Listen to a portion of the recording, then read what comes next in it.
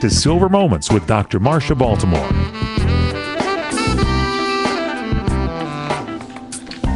So we left off with rebellion. I'll repeat the four. Passion, realization, and rebellion. That's the first three. And the fourth one is cooperation. Now you're going to start making a decision. I want to be with this fellow, says she, or I want to be with that woman, says he. And we have to have cooperation. The best reason to do it is if you have a baby. It's too late to go back then. So when the first baby comes, you have to deal with the shock of parenting. It requires planning.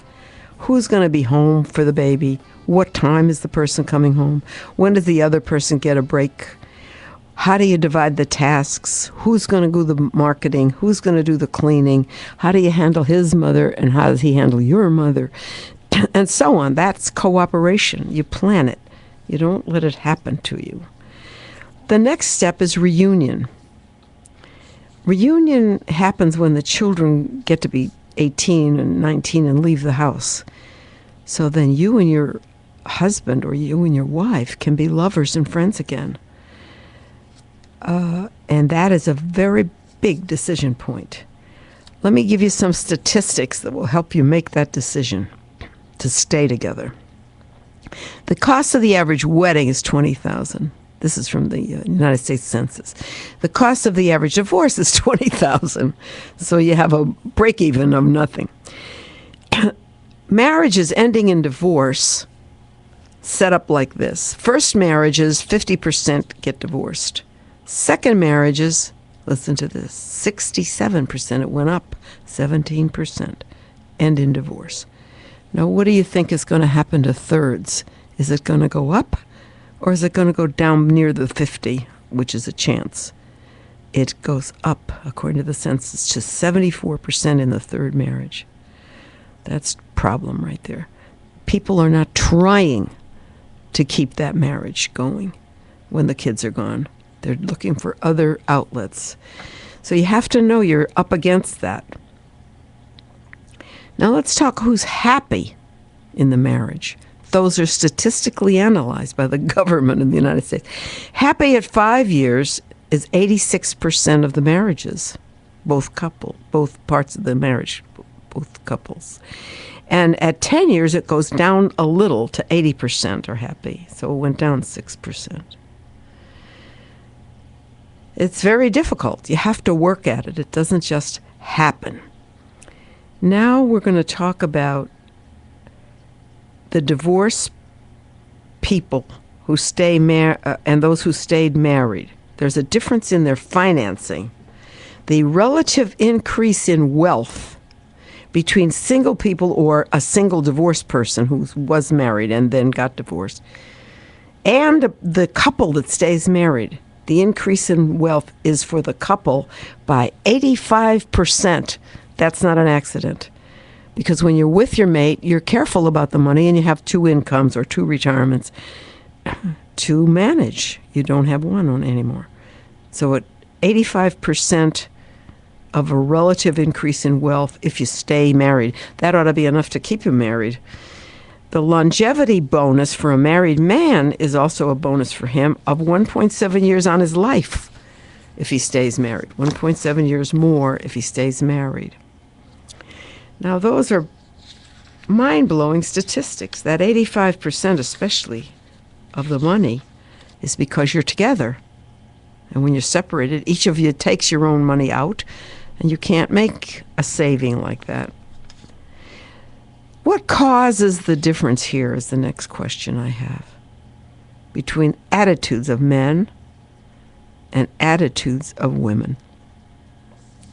Some years ago, a book was written in 1992, actually, 20 years.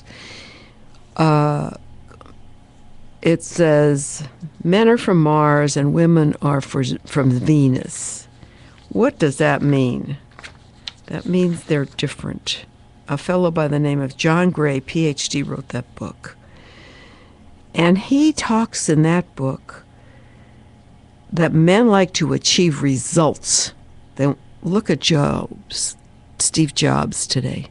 We lost this result-oriented man who knew how to make something happen and who spread it out into our world in an amazing production. He's an example of a man who would like to achieve results. And women, on the other hand, like to express their feelings on the quality of the relationship. From my point of view, I am pouring my condolences out to Mrs. Jobs because she lost her mate. And it's a difficult thing for a woman to do that, especially a guy like Steve Jobs, who was always moving and shaking the world. So, Mrs. Jobs, if you hear this, I hope you're going to make it. It's hard. I know I was there as a widow. All right, anyway, good results to Mrs. Jobs, and sorry to her children and herself. What do women like to do now? Men like to achieve, and women like to express their feelings on the quality of their relationship. Think about that. To whom do they express their feelings? To other women, usually, and formerly, when he was alive, to their husband. Now, if he's still alive, you can still express your feelings to him, which is a good idea. Because if you express your feelings, the quality of your relationship improves, and the chances of you staying together improve. And the fact of the 85% increase in your money will be there for you if you stay together. So you have to think about how you talk to each other and why this guy is so precious to you and why is he different from you. Now, there's a story about a guy in his cave in the Men from Mars book. Men like to go into their cave, their private little office nowadays, and work out their problems. It's all in that book about Mars. So what do women do? They stay outside of the cave? I mean, what are you going to do, ladies? You can't go in there. Your guy has to solve his problem. What you're going to do is decorate the outside of the cave for him. Not inside, it's not your space, but the outside of the cave, you make it easy for him so he can think out the problem. I'd like to hear from Mrs. Jobs what she did there.